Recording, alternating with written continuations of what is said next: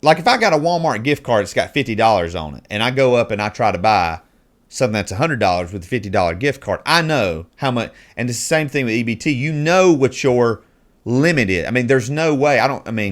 There's no way anyone would have a $700 limit. I mean, unless you had like 10 kids or something like that. So it's Yeah, Matthew, this is great. This is great, Matthew. I didn't even think of this. Matthew's doing a nice little range and all I mean, this. and I mean, there's been other occasions where, like, all right, so Walmart had an 8 gig thumb drive. You remember? Yeah, I do. You guys both own some. They have were one. on sale for a ridiculous price at the time, like $2 or something like that. Whether that was intentional or a glitch in the system, we don't know. Yeah. But all three of us have a thumb drive that we got for some stupid steal of a deal. Well, listen. But I had to buy, whether I used my debit card or cash or a gift card, I had to have $2 to buy that. What I'm saying is the people are going to buy. Yeah, I mean, it's on Walmart. It's a glitch in their system, but these people knowingly. I'm not condoning it and saying that what people did was right. I'm just not as quickly jumping in and saying that what happened is wrong. Now, I'm just raising the question. I won't name the person, but I knew someone who was going. They were on Overstock.com, and they had been looking for quite a while. They had this breakfast bar, so they wanted high back stools. Yeah. And so they are surfing, and they hit Overstock, and they find 4 of these, and the price is $0 plus shipping. And so they're pretty sure that there's a glitch, but they ordered them. Yeah. And sure enough, they paid a total of $7 per chair to have them. They're solid wood, beautiful, nothing cheap about them. And they contacted the person to let them know, yeah, that was a glitch, but we'll honor it because that was our mistake. So now when the person ordered them, they were sure it was a glitch, but they took advantage of the glitch. But yeah, they did. I mean, yeah. But in Walmart, the issue is not the price of the product. Right. Okay. So it was bad all around. And I think it's a pathetic. My heart hurt when I watched the video. Right. My heart hurt. Yeah. Because somewhere I said in there, and please forgive me, this will live on forever because it's the internet, but somewhere in there I'm thinking this is an example of the fall. This is an example absolutely. of, It is, let me tell you, this happened in 2 hours, okay? And I'm not going to... I mean, they cleaned it out. You got to watch the video. The meat bins are cleaned out. The shelves are cleaned out. I'm not saying let's all become preppers and build a bunker or anything. I'm just saying, if you think that when... But now let me go back to TG's question, because TG raises a good question. So the next time I'm on Walmart.com or whatever, and I look at something and I say, oh, dude, there's got to be that's a glitch there. Can I take advantage of the glitch? Well, but you've still got to pay for it. The people, they got a deal on those stools, but they paid for them with their own money, correct? Shipping. No, but they paid something. Overstock took the loss on that because it was their mistake. But none of these people. So should I take advantage of it because they'll take the loss and not me? Because that's what you're doing. Because I jumped. You're taking advantage of a company by doing that. Well, listen. Let's be honest. When Matthew told us about the 8 gig sticks, I was on that like really quick because my fear was, oh, that's a glitch. They'll fix that. I want to get in on that. It was such a stupid price. It didn't make any sense at all. Right. It was kind of, But you still... See, now I feel a little bit like maybe I'm an example of the fall now. Well, that's just the question, Speak right? for yourself. So there is, let's just kind of broaden this out now. There's a desire inside of us when we see something like that. I'm taking advantage of that. I'm going to take advantage of that offer. Is that a sinful nature or not? Well, same thing with yard. If you're going yard selling and somebody's got a copy of the Constitution rolled let's talk about that. Yeah, and I ain't telling they them. are selling this for a stupid price, and they could make a whole lot more money on that. But I'm gonna buy that thing. I'm gonna take advantage of this because I know what that's worth. They don't. I'll take advantage of it. I profit. They don't. Now, have you ever bought something and taken it back later because you felt like you took advantage of someone? No. Nope. I had it happen one time. Sales. I had it happen one time. I'm into old antique radios, and the lady her husband died. She had a bunch of stuff she was selling. There was one thing I thought it was I thought it was one thing, a radio component. Come to find out, it was total radio. I gave her $25 for it. I got home, it was worth $450. And I had told her, oh, that's just a radio part, but I'd love to have it. Yeah. And I called her back because I felt bad about it. You know, that, and for like 2 or 3 days, I had this dilemma, you know, because I had told her what it was, and she was relying on me. I need to say that. Okay, she was relying on me to say, something. because I was giving her half price for stuff. I said, all right, this is worth 90. I'll give you 45. And then I said, well, this is just a radio part. I'll give you 25 for it. So in that case, it was different. Let's it was change the different. scenario a little bit now, and just to see. Let's say you show up and you did know what it was, and you knew it was worth $450, and you said, "What do you want for that?" And she said $25. Do you buy it for $25? Yes. And I don't tell her it's worth $450. I wouldn't. When I was in seventh grade, I just thought my way through that one, because on that case, she was relying on me to give her prices. But she was relying on you, but if she didn't know anyways, you have that knowledge. You just had it at a different point. You have it up front. But she wasn't relying on me to give her the fair market value on stuff. So when she called me over, it was to do that. Because I didn't buy everything from her. So I was saying, and I brought the book with me. I said, the book says it's worth 90. I'll give you 40. The book says it's worth, and I told her why I'd give her. But we don't do that. Like if you go out to eat a steak, and and Outback's running a special, you know, say, whoa, that's prime rib, man. That's No. worth But it's not a $20 glitch. Like, it's not a 9-cent steak. I mean, it's like, you know, if they made a mistake on the menu, okay. We're not talking about something. We're talking about a sale is different. So like the thumb drive deal. Let's go back to that for a second. Yeah, right. That I don't remember what the price was. It was $2 and some crazy. random. It wasn't a normal price. It was that like you see. $2.17. Yeah, it was Quick, get it before they. That's right. It was they would never put it on sale for whatever random price it actually ended up being.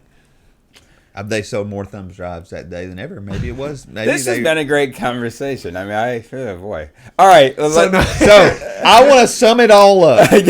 Tony is fallen. Yeah, that's the way I feel, man. I feel dirty now. All right. The story out of Texas. I mean, things are always weird in Texas, right? I mean, they're always bigger in Texas. The country of Texas. Yeah.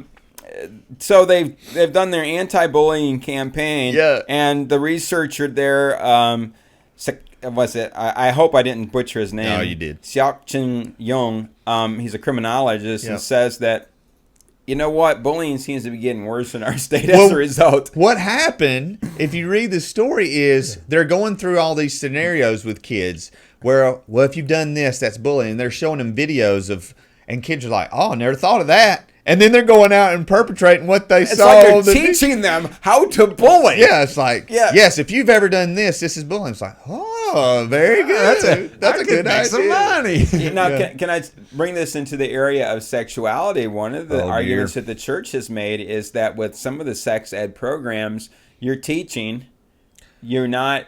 You're teaching things to do as opposed to educating them on reproduction and stuff like that. Yeah. And so who knows the ramification or the parameters of the study and how they conducted this study. But again, it's out of the University of Texas at Arlington, so this is a research-based study. And as you said in the story, you get the feeling like they've been teaching kids how to bully. Here's how you do it. Yeah. And again, this is a statistic proven study. It's not just like, man, it just seems like bullying's getting worse. I mean, like statistically, bullying was getting a lot worse. The story about the youth pastors. Now let me speak on this as set it up first, in that you had youth pastors who are going to the middle school to have lunch with some of their youth in the youth group. And this is a practice we see around here in our area, probably all over the country. And there were some parents that complained. The complaint, went to the school board, and so these youth, not just these youth pastors, they've banned all youth pastors. Now, I have been in multiple situations where campuses became closed. What I mean by that, my first youth pastor position, there was one school, as long as I went, and the student had a note from their parents saying that I could go, and I stopped by the office and I signed in. was no problem. I could go and have lunch with them. There was another school where a youth pastor had gone in, started an inappropriate relationship with a student, got us all banned. Okay. Now, what was great about that is the principal was a Christian. He said, listen, we need volunteers. He said, so you can't come here under the auspices of a youth pastor coming to have lunch with my students, but we need help. We need help in certain things, so you can come as a volunteer of the school and have lunch with your kids because you're volunteering at the school. I've been at other places where, there's so many different rules where you can go have lunch with your kid, but you can't take them lunch. And I've been to where, I had one student one time where, once a month I was having lunch with them, and then all of a sudden they just say, no, you can't do that anymore. And so it's crazy. But here's the thing. Okay, the crux of the story, though, is that parents allege that they're proselyting other kids. You can't do that.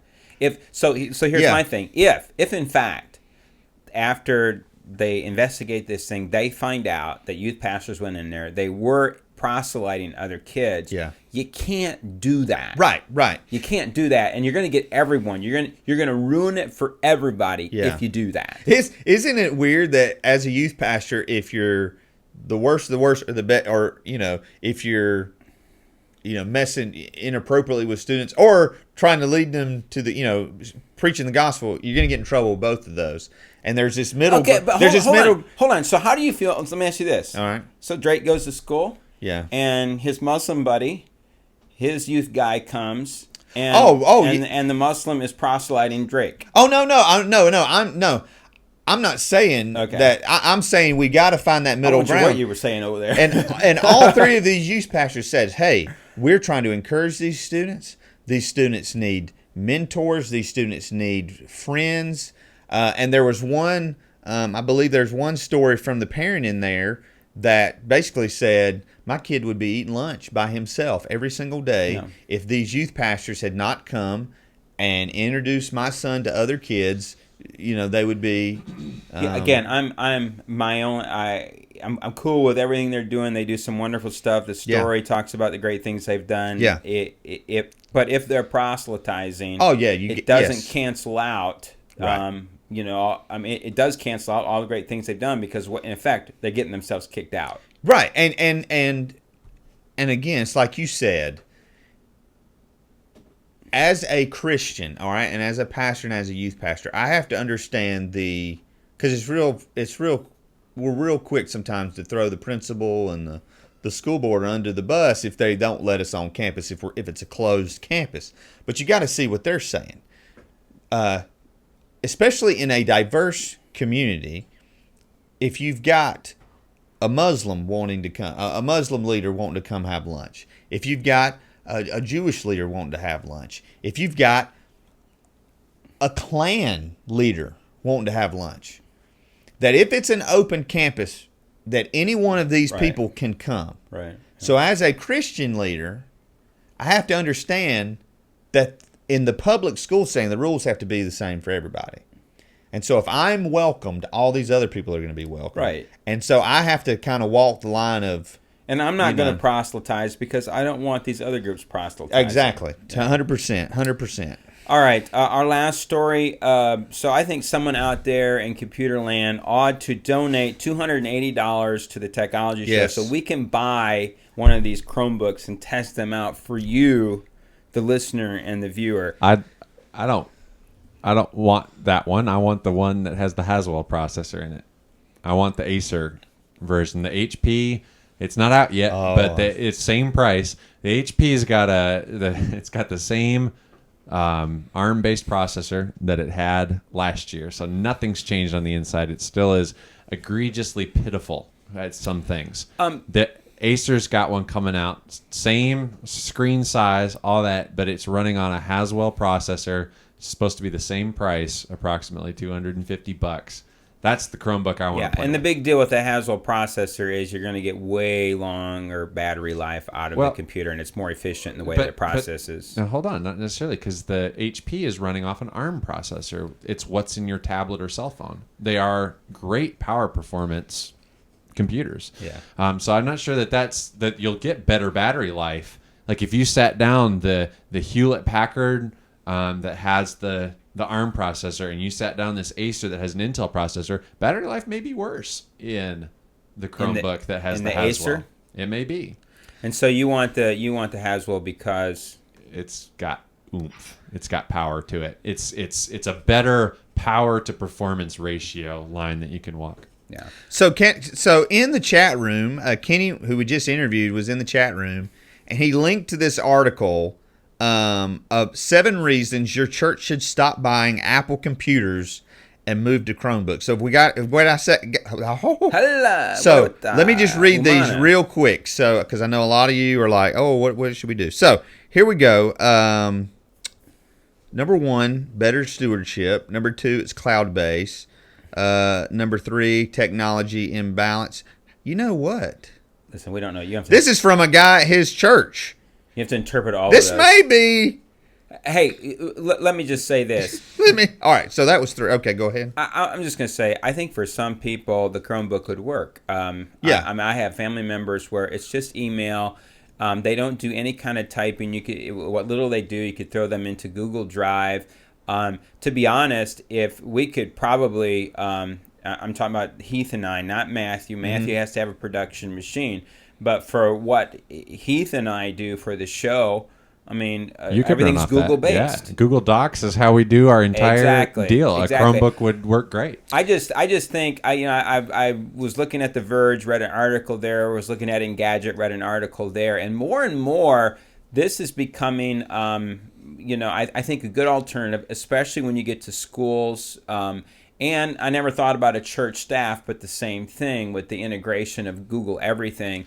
And their ability, like with email and stuff, that it is they do such a good job, at least for me, filtering spam and stuff like that. So yeah, let's talk about schools for just a second. Let's say, all right, you're in a school system and you can get essentially 2 Chromebooks for the price of 1 iPad. Yeah.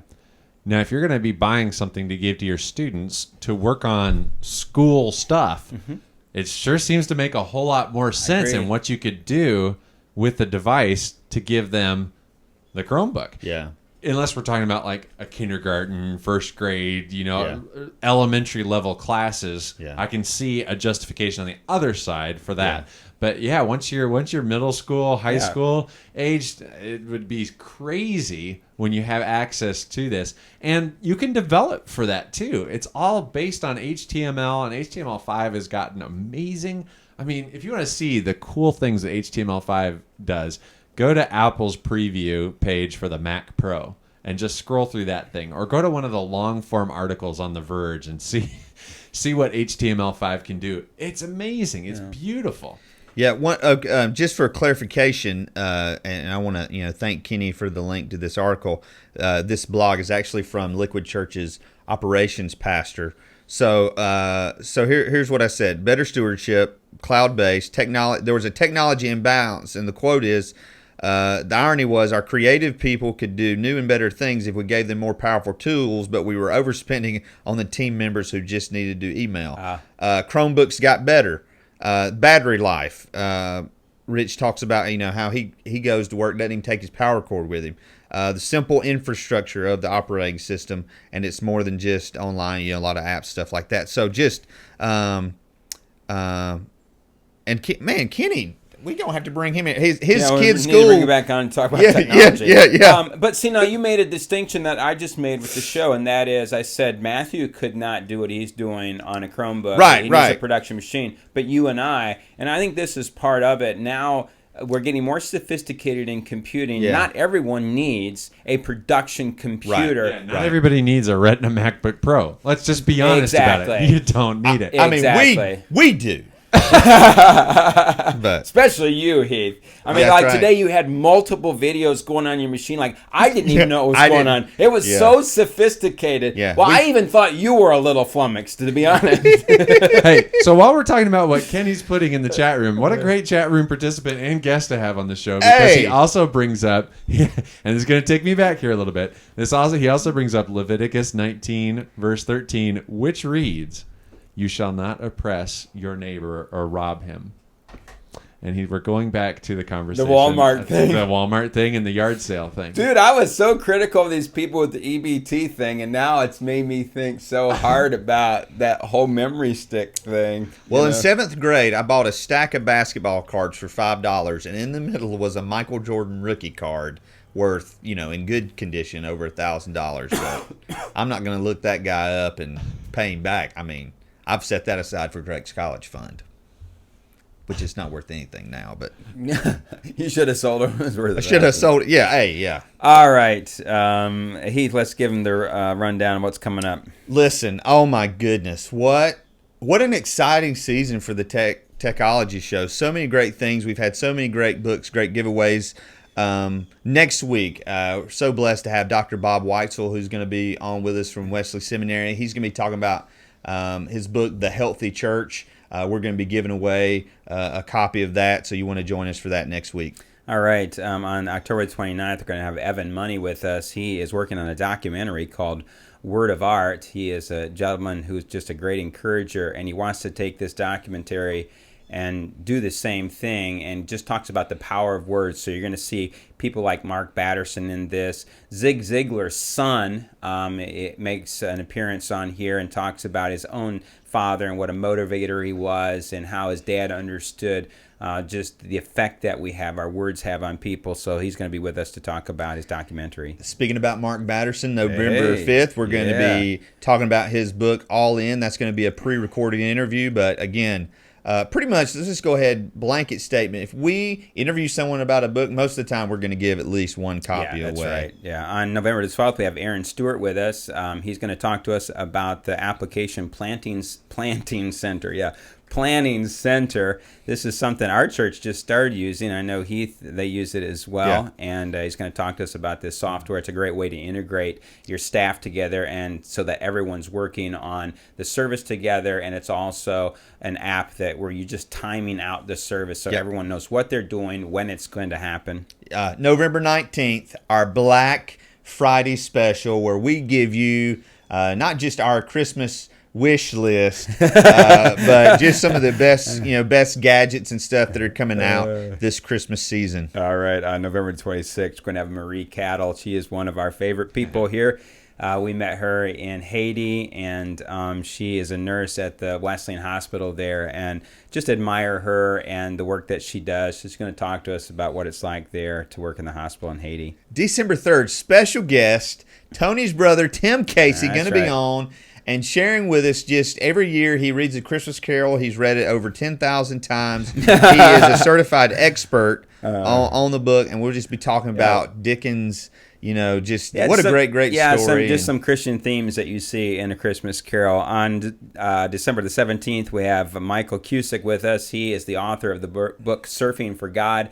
If you haven't read this, I'm telling you, get the book, read it, get the audio version. If you don't have time to sit down, but you have lots of time to listen, get the book. I think that we have pointed out on this show what internet pornography is doing within the culture. A lot of people undervalue what it's doing, and he will bring this front and center. Yeah, and an interview we have been looking forward to for a long time, and it's going to happen early next year, February 4th.